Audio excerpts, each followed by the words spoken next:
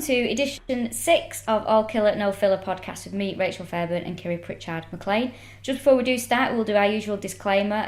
Just to let you know, we are talking about serial killers because we're interested in them, we find them fascinating, we're not hero worshipping them, we don't want you to go out and commit any murders, well, depending on how many podcasts we end up getting through. We don't want you to kill anyone, we're sorry if someone's been murdered that you know, but as long as we're doing this podcast, we're not writing to him in prison. So, episode 6, we're looking at Peter Kurten, the Dusseldorf Vampire, as he was known. Yeah, Dusseldorf. We will be saying Dusseldorf. Dusseldorf. Because I cannot abide people who, when it's a foreign place, they have to put on the accent. Do you know what I mean? Or like if someone watches a film and goes, yes, I was watching this film the other night and Gerard Depardieu was in it. Gerard Depardieu. I quite like things like that though, because that's a fairly good indicator that someone is an arsehole. Yeah, actually. Like, you know, if in conversation and they're like, do. And you're like, well, I know I don't need to carry on this conversation with you because you've told me all I need to know in those 2 words. Yeah, or people who call red wine vino tinto. That really gets me. I don't think I've ever spoken to anyone who said that. Oh, I have, don't worry. Don't worry. Being a Welsh person though, I noticed that no one's ever like, oh, well, when we visited Dolgellau, they don't bother with the friggin' accent then, do they? Although I do actually, being half Welsh, I say Llanderbeer and Llandovery. Good, like good for you. There we go. So, Peter Kurten, he really freaks me out when I look at pictures of him because he looks like, you know, really cheap ham that's grey. He looks like he's made out of that. He's horrible. Or like, you know, Billy Bear meat you get from Morrison's. Dusseldorf ham monster. He's just got a horrible hue to him. I know the pictures are black and white, but he just looks really creepy. He looks clammy. I know what you mean. He's got a clammy quality to him. Yeah, he looks like when you had your socks on in big boots all day. Like how your skin comes out after that. He's just really creepy looking. Him and Rasputin freak me out just to look at pictures of them. Yeah. So he was born in 1883 in Germany and is one of 10. The oldest of 10. Is it? I don't know. Yeah, I think he was the oldest. Appears to be the only son. Mm-hmm. And that none of the brothers were mentioned. Had, as we know now, one of the main ingredients of being a serial killer. Classic serial killer background. Yeah, abusive father, alcoholic, and also used the added spice of sexually abusing his sisters and mother. So he's a horrible piece of work, his dad. He used to make the mum strip in front of the kids and then would proceed to have sex with her. Yep. And then started when they... not even when they came of age, but when they were a bit older, he started sexually abusing his daughters. Yeah, Bet Christmas at their house was brilliant, wasn't it? Naked Twister. Charades. How many letters? 6. And you're doing them all on one hand. He started abusing his sisters as well. Because I suppose, I mean, this is no defence, but, you know, people, again, who don't know it's weird to put bread in the fridge. Yeah. Like, how do you know it's not alright to fuck your sister? Yeah, exactly. If that's what you've been brought up with. That's all you're going to know, and you're going to think that that's acceptable. Or just normality, you know, like you say, bread in the fridge. He moved out, and in fact, when he moved out, his dad finally got arrested or prosecuted for raping one of his sisters. So the authorities were involved in some way. So it's no surprise when you hear this, when we find out that he first killed people allegedly at the age of 9. Yeah, on a raft, on a lake, apparently. He was on a raft with 2 other boys, and he drowned one of them, and the other one panicked and jumped in to try and save the other one, and he managed to hold both of their heads under the water and killed them both. The police thought it was just a tragic accident. Yeah. It's feasible, though, because, you know, we were discussing before, could you drown 2 people? But if someone's flailing around in water... Yeah, because I was like, God, he was like...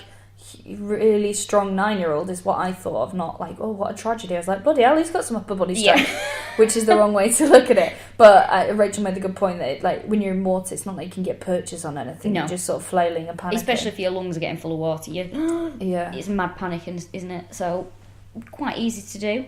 Killed 2 people in one day, which is a busy day for anyone, let alone a 9-year-old. Yeah, that's his first sort of murders. Also, someone else who was quite a big influence on him. Now, what are the odds of this? So he has an abusive alcoholic father who sexually assaults his mother, his sisters.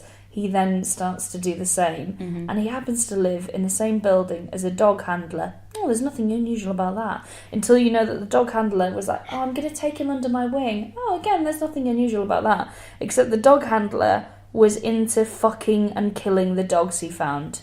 Of course he was. I have to say, Peter Kurten, he's living in a serial killer's Disneyland. He's had the perfect upbringing for murder. Everything that's happened to him has been horrendous, and he's thoroughly enjoyed all of it, from all accounts. And then the dog handler thing, to me, is like the icing on the cake. Definitely. If that was in a film, you'd think it was far-fetched. Yeah.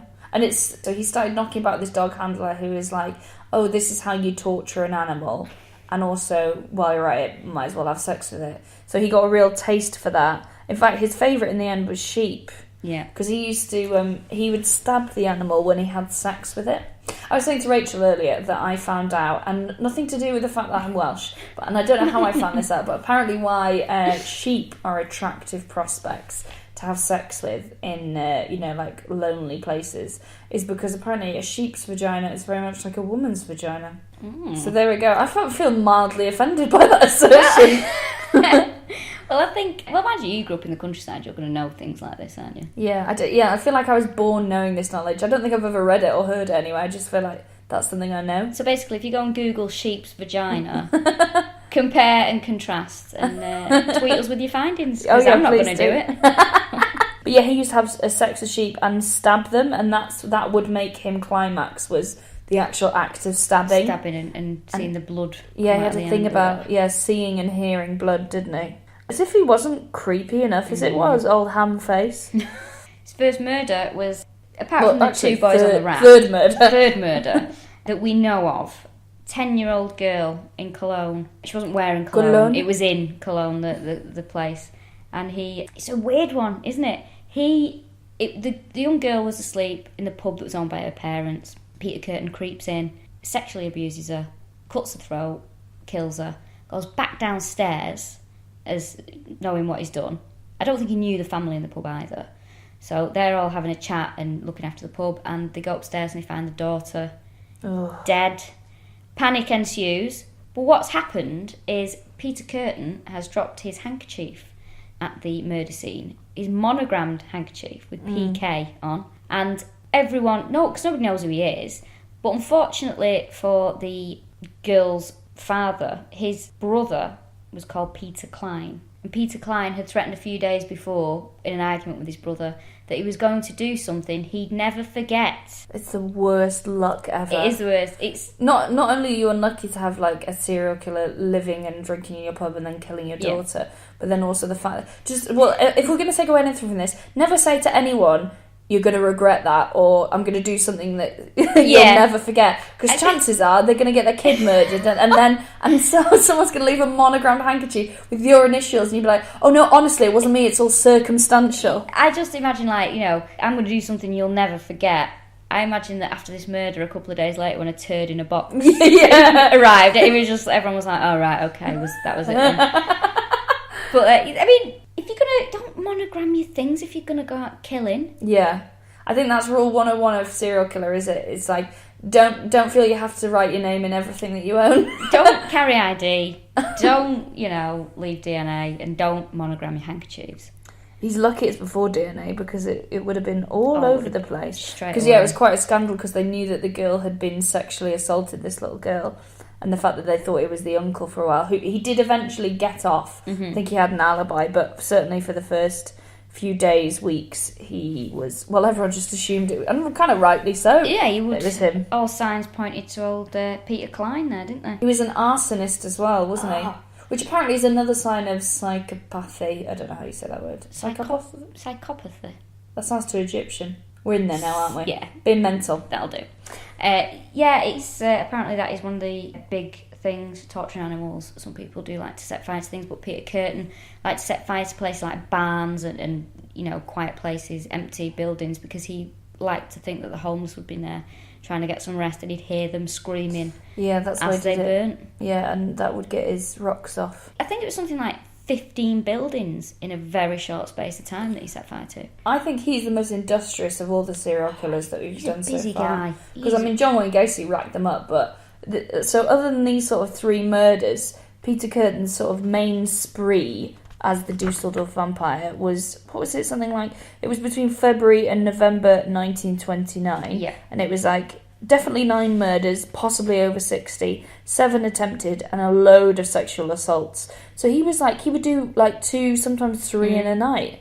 He was really, really crazy. He was, but also hardworking. Absolutely mad.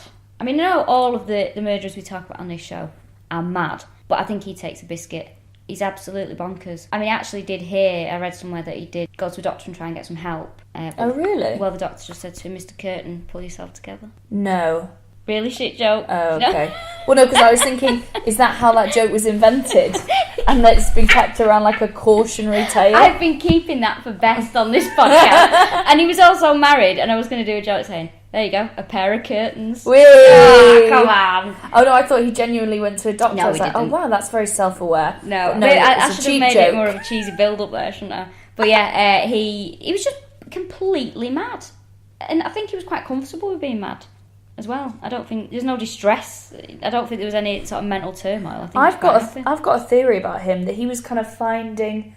I think he knew that he was going to be a serial killer. You probably do when you start fucking your sister. Yeah. Maybe it occurs to you then that you're probably not on the same wavelength as everyone else. Yeah. Because the police found it hard to track him down because he had like an ever-evolving MO. So some of them he would kill with a hammer. Some people he drank the blood of. Some were men, some were women, some were kids, some were adults, some were raped. Some he strangled, some he didn't. Yeah. There's no other serial killer that, other than, like, you know, like, so like Elizabeth Bathory was like, I'm going to try all this, but it's all torture. Whereas him, some of them were, you know, like burnt, and it all changed all the time. And I think he was just going, you know when you feel like you need to change, so you move your furniture around in your room? He was sort of like that, but with serial killing. Yeah. He was just like, oh, what's right for me? Just trying it out. Yeah, seeing what fits. Go. There was one similar thing with a lot of them. He stabbed them in the temple. Yes. Which is a really brutal place to start. I mean, there's no good place, is there? But that's like slaughterhouse murder, isn't it? Like I'd kill a cow or straight. It's the softest part of the head, isn't it? Ooh. It's just horrible. Like, it's such a vulnerable part of and it's right by the eyes. You just see them fill out with blood. Look. And if anything, I do remember at school once actually, our head teacher, Mr. Callahan, they banned bouncy balls, you know, the really big, hard bouncy balls. Yeah. And he said, if that hits someone in the temple, they're going to be dead. And he carried on eating his dinner and just bounced it across the room, as if he wanted it to hit someone in the temple. Right. And how many barns has he burnt down in the last few years? What odd behaviour. He does live in the countryside. Oh dear me. I bet he knows exactly how similar a sheep and a woman's vag is. Nightmare. So yeah, he kind of went on a spree for these between February and November 1929. Obviously it's the Depression, the Wall Street crash. So I think that's why they took him, because there was so much going on every night. And there were plenty of things where people got eyewitness accounts. So, like... Yeah, he goes into a restaurant, doesn't he? And he tries to start abusing the waitresses and visitors, customers, whatever you want to call them. Didn't he just try getting off with women? Yeah, I think he was trying to, like, sexually assault women. Like some 1920s Russell Brand. Oh, Shagger of the Year! And, like, there's apparently one of the waiters comes out... And he's going, oh, what are you doing? And then I think he stabbed him and legged it. Just ran off into the night. So people, from that, there would have been plenty of eyewitness testimony because I imagine that you don't go, it's not like Britain where you go, well, we'll just leave, it was probably a domestic, and look down. Everyone will be like, what is going on here? So they knew what he looked like and they knew all this crazy stuff was happening. I suppose they're more worried about the fact that they were definitely on the verge of going to war with the rest of Europe. Well, there you go, there's probably that hanging over them. But... He was in the army for a bit. He deserted, though. Deserted. Which sounds about right. Coward. Oh, look at you. You're hardline. Well, I can imagine you in the 30s handing out white feathers like no one's business. Come on, running away. Just get on with it, will you? But yeah, he's a coward, isn't he? Oh, I can't fight in the army, but I can stab loads of kids. That is weird, isn't it? You'd think that if someone goes, you know how you like killing... How about you go and do it somewhere a bit hotter? Oh, in fact, no, it would have been, would it? Would it have been hotter? I don't know. No, it'd been bloody freezing. Yeah. Mustard gas might have warmed things up a bit. I think that he just was very, very, very odd man. In fact, as we're going to get to it later, some of the things he says... I'll be honest, Rachel, I think that is an understatement. Roy Cropper of Coronation Street is a very odd man. I think Peter Kern is a ham-faced serial killer of... Complete... madman. Yeah, he's utterly bonkers. Bloodthirsty lunatic. It's a bit odd, isn't it? Oh, it's a queer fish, that one. Do you know what he did with that hammer? It's very odd, isn't it? So loads of weird. He killed a pair of foster sisters. One was 5, I think one was about 14. He did manage to obtain a wife, though. Oh, yeah. Which surprises me. It's very odd when I have very romantic circumstances. It was, and I always think like, what Peter Kurten did was he met this woman who'd been in prison for murdering her fiancé or husband at the time. She'd served 5 years, I think. They met on the outside, and he realised they had a lot in common. Yeah, loads in common. Started repeatedly proposing to her, and she kept saying no, until one day when he said, "If you don't marry me, I will kill you." And she said yes. I bet, though, if you've murdered your ex-husband, that's quite a romantic gesture. It's like one of those, with girls when you're in high school and they're like, "Oh, it's so cute because he said if I didn't go out with him, like, this is how much he loves me, he was going to throw himself in the road." And you're like, right, well, that's really bad news. He's going to be trouble in 3 months' time. "Oh, no, he just really, really loves me and he never sees his dad." Right, brilliant, but I'm just saying... He doesn't want me to go out to the school dance because... he said that if I do and he sees me with another boy, he'll have to kill us both. That's really sweet. Oh yeah, that's he sounds great. He sounds brilliant. But yeah, this wife of his, it sounds that they had quite a happy, if that makes sense, normal to a certain extent marriage. He seemed quite taken with her. Yeah, he doesn't, because a lot of the time when he got captured, the focus was always on making sure that his wife was okay, which is sort of quite sweet, really. In a way. Yeah, I mean, it's no Moulin Rouge, is it? But it's certainly nice that he cared about someone other than himself. Yeah. Briefly. So, yeah, he killed a foster sisters, 5-year-old, and I think one was 14. And he wrote to... This is the thing, he was ever-changing. So, with the 5-year-old girl, he wrote to the papers and told them where the body was. Yeah. And then he didn't do that for any of the others. So he's like, maybe I'm one of those serial killers that writes to... No. Am I a writer? Let's have a go. No, I'm not. Do I like hammers? Sometimes. He just can't make up his mind what he's doing. But it's such a strange thing to... I mean, why did he want them to know where that 5-year-old... Unless he felt guilty. Unless he felt bad. Because that's a 5-year-old girl, Maybe he had a moment of... No, they never write to the papers because they feel guilty. They write to the papers because they want them proud. found. Yeah, that's true. It's a boast, isn't it? He's like Madonna. He's like, he's going to turn up in Lycra and redefine disco again. He just is ever changing. One of the creepy ones to me, I think, is he apparently some woman he was following, and he was trying to badger her into having sex with him, and she turned around and went, "I'd rather die than have sex with you," and he took a hammer to her. So that's just, don't throw down the gauntlet if someone looks like they've been fucking dogs since they were 9. That's just a bit of casual advice. Like, I never think with sexual assaults that a woman is ever asking for it, or a man. I'm not someone who's like, "Oh, just because you're wearing a short skirt." But I tell you what, if they look a bit weird, don't say that. Don't be like, "You know what, I'd rather cut my own uterus out than have sex with you," because chances are it's going to end up in someone's fucking office in a jar of formaldehyde. I think maybe, "Let's get you to a shelter for the night." Might be a better response to save your neck. I'd go, "Oh, okay, only if you beat me in a race first." And I'll go, "I'll time you," and then when they run off in the other direction, I'd run off. That's a good... Do you know, I actually thought, like, if you just went, "Right, but we need to get there quickly," and then just run really, really fast. Yeah, I couldn't keep it up there. I reckon under pressure I could win. Do you? I reckon if I was threatened, I'd be like Mo Farah. If you put me at the end of the 100-metre sprint and took that starting pistol to my back of my neck and said, "Your family are all held in a basement somewhere, you've got to win this," I reckon I could do it. No, I think there's too much of me. I think I could, under pressure, yeah. I mean, it'd probably kill me. Very unhealthy. It's like being a fox, isn't it? It's like, which is the worst way to die? From your heart beating out your chest and you're having a heart attack, or being ripped apart by dogs.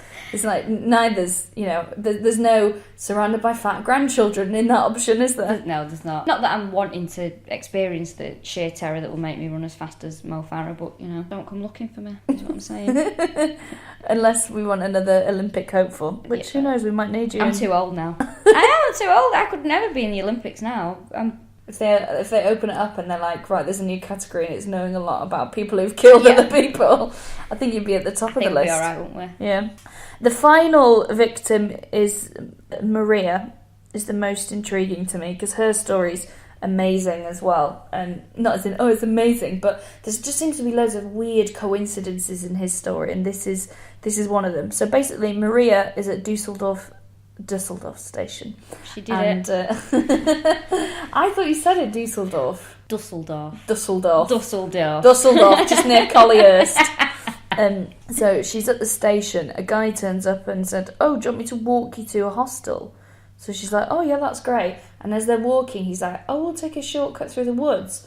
And as he says that, she remembers reading about this murderer who's been offing people in the woods. One Peter Kurten. So she goes, "You know what?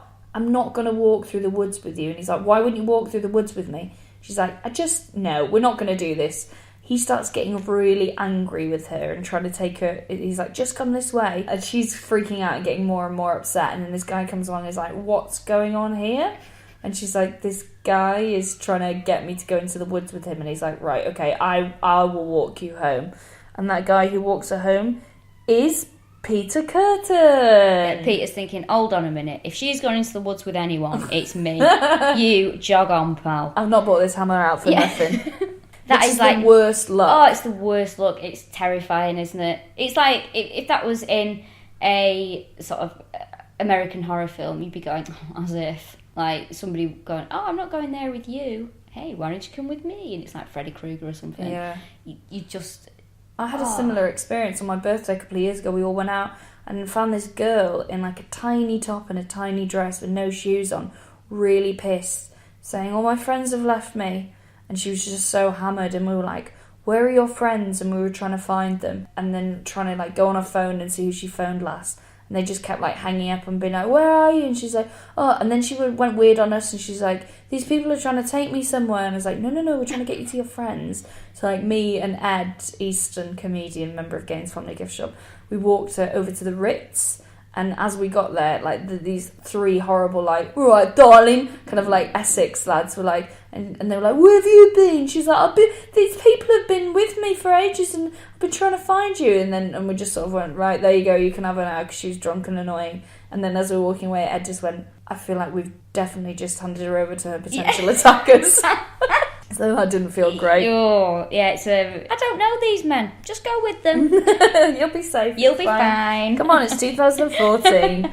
This girl, he took her back to his place, raped her, and then let her go because she said she promised that she wouldn't remember where his house was. Yeah, she was like, "Oh, I won't be able to remember where this is." And he went, "Okay," which shows that, it's something I've read a lot about with psychologists. They say that once they get to killing a certain amount of people, they tend to mentally unravel, which is usually how you catch them, which is awful though. It's like, we have to just let them kill a couple more and then we should catch them. Then they're going to slip up. Yeah, exactly. Yeah. Well, they get cocky and they also get sloppy. So cocky and sloppy. Oh, do double like act. Yeah. I think they do hauntings, don't they?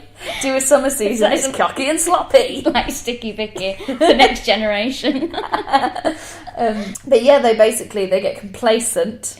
And they're not as fastidious as they were when they first started, and that's usually how you catch them. And it seemed like he was the same, that he would make, right, well, that was a stupid decision to make. He should have killed her if he wanted to get away with it. But she didn't tell anyone. This is where it gets really weird. Yep. She wrote a letter to a friend with the world's most German name, like Mrs. German.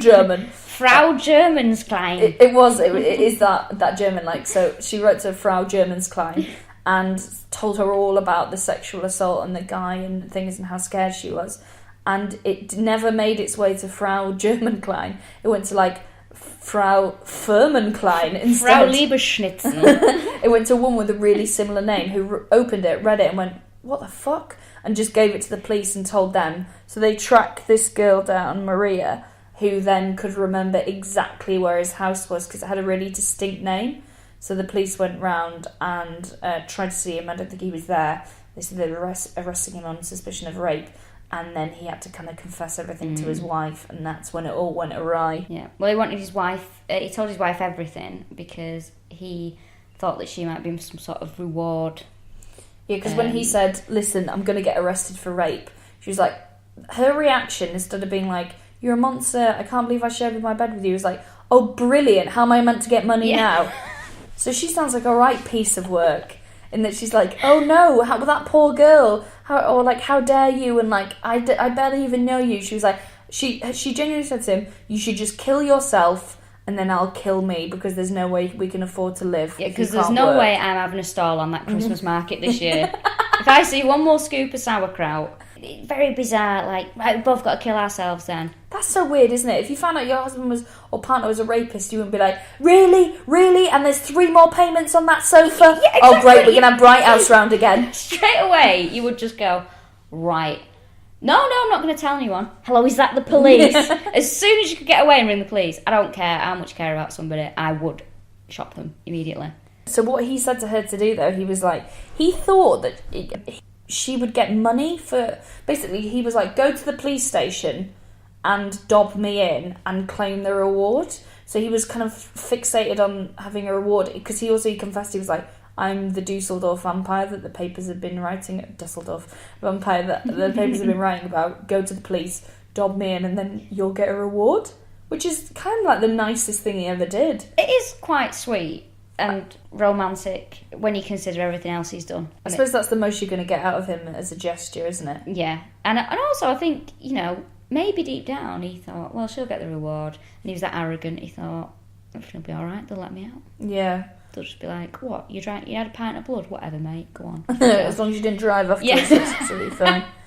Yeah, so his wife dobbed him in. I don't think she got money in the end. She probably got the reputation of marrying a serial rapist and murderer. But he seemed to really care about her, and that he kept inquiring and being like, is she going to be okay? Has she got enough money?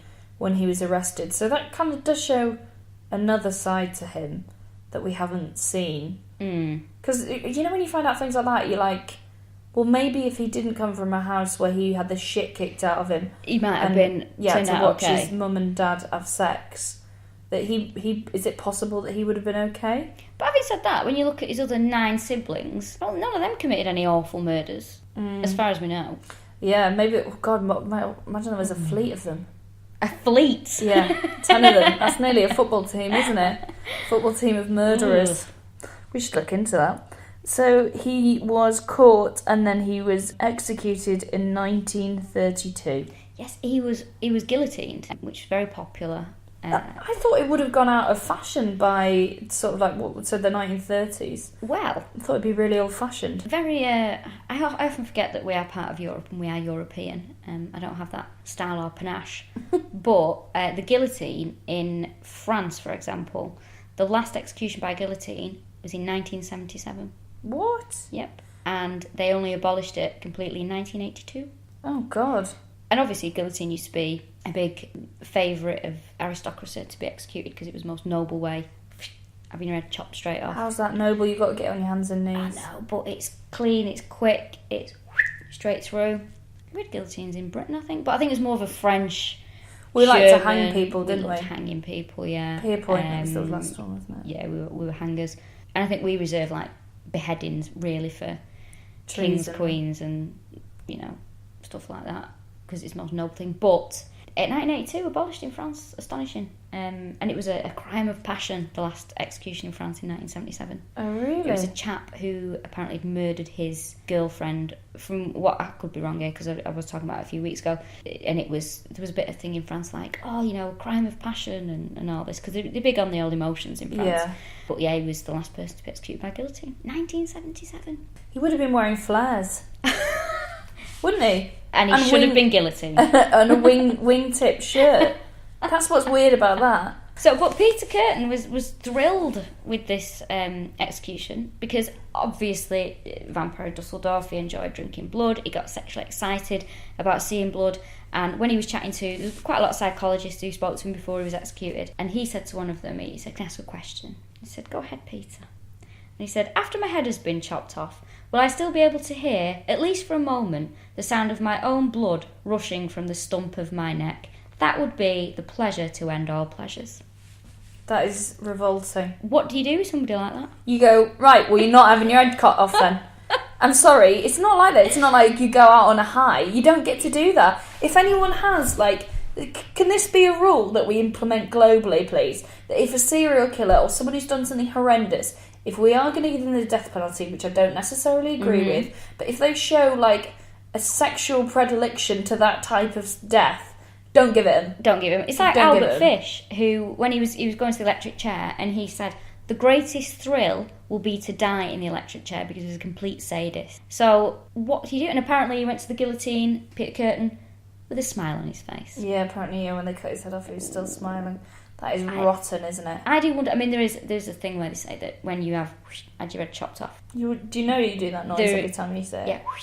Yeah. There is about 5 seconds, allegedly, whereby you're still... They can get people's eyes to follow them, can't they? Yeah. And things like that you're still cognizant and... Ugh. Horrible, isn't it? Yeah. Although, if I was going to Do you be... reckon he did a jizz? Of course he did. He would have been rock solid in his trousers, Peter Kurten, and he would have been waiting for it. And there's nothing you could have done to him that wouldn't have been a thrill for him, unless you drowned him, like you drowned those 2 boys. We're going to drown you like you drowned those 2 boys. That would have been fitting. No, I think he would have liked that as well, because that's quite prolonged, isn't it? Yeah, there's Lethal injection, a sneaky lethal injection. Go behind him, just pop it in his sneathal neck. injection. A sneathal, yeah. He don't liked anything, unless he just disemboweled him. No, he would have loved that, all that He'd blood. have loved it. Tell There's you what, no it's way a around nightmare, it. isn't it? You just want to quietly kill a serial killer. Take this cyanide tablet. Horrible, Gas chamber. horrible. So many options. So many. All of them horrible. And he nearly tried most of them on those people as well. Ugh. So yeah, although he only did 9 and was convicted of 9, I think it was a 60 and above. Yeah. But I think what we were sort of chatting about earlier is because it was on the brink of, obviously 1929 was this year that he did it. That's the Wall Street crash. And then in the 30s, obviously, was the World War. Mm-hmm. So I think he just caught it at a time when they were so busy worrying about other things. Yeah, about impending war and having no money and Yeah. everyone struggling. I think, yeah. I do think he killed a lot more, though.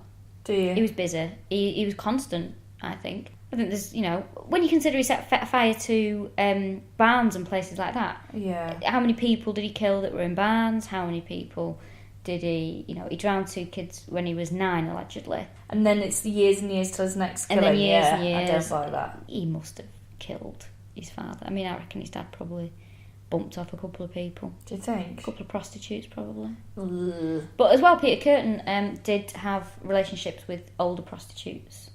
Like Wayne older than him. Rooney. Like Wayne Rooney. So I think he must have killed one of those. There's no way Peter Kurten's going to be having sex with a woman and not thinking about stabbing her.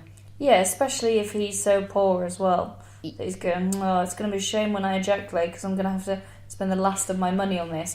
Or I could just literally kill 2 birds with 1 stone and cave a head in with a hammer. There you go. And ejaculate again. I'm amazed as well because what we do is we research these serial killers and then we have a chat about them. Considering he's quite contemporary, there's not lots of information on him, which to me suggests that, because usually the information comes from like police sources and things like that, and newspaper reports, which just suggests that the police really didn't have their eye on the ball. No, I don't think that. And this happens so often, I think. I mean, look at bloody John Wayne Gacy and BTK and people like that. I think especially in those days, the police they had no idea what they were dealing with, were they? I doubt in Germany in the early 1900s, I don't think there'd have been many serial killers. No.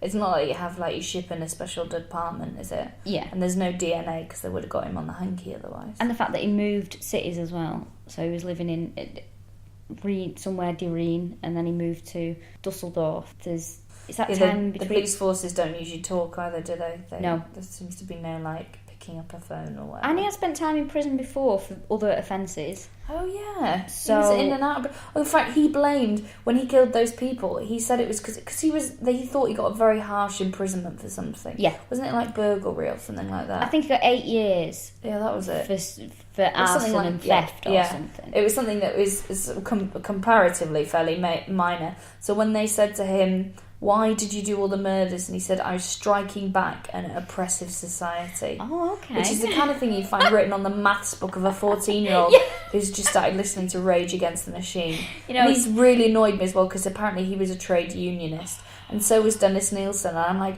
you can't let the lefties down. Please don't let them think that we're all murderers. If you want to strike back an oppressive society, Peter, get a banner, join a group. Yeah, start an e-petition. That's what everyone else does. Yeah, do something, get down to wherever the equivalent of 10 Downing Street is in Germany. I have no idea. I imagine it would have been Hitler's offices at the time. Get down to Adolf's offices, have a word with him, get something changed. He was the Russell Brand of his day, wasn't he? Yeah, he was, yeah. You're gonna see him doing his I'd love him to have a YouTube channel. That would be absolutely brilliant. That's what serial killers need, more YouTube channels. Although I don't count them as serial killers, a lot of these contemporary high school massacre shootings. Spree killers, yeah. They're sprees, they're not the same. No, they all have YouTube channels, don't they? Yep. And they like to document the fact that women don't like them, and then kill loads of people because of women not liking them. Which is fair, innit? Just lighten up, dude.